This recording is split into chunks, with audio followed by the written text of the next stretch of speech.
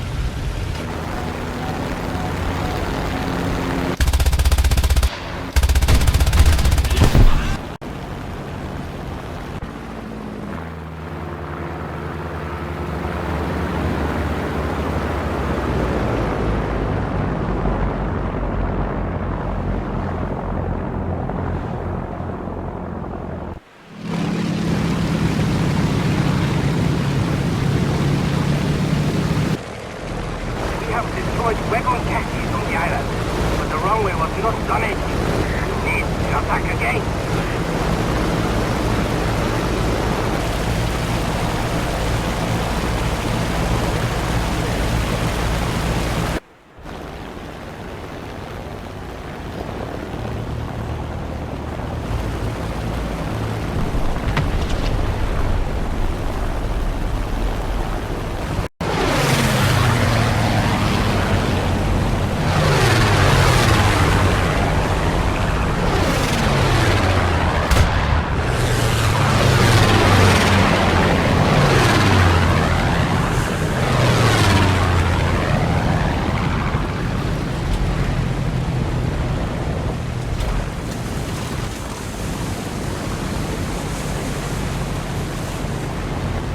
I saw the bombs released over Sand Island, and then had to hug the ground as 6 planes released their bombs over the eastern island, and they landed close to my position.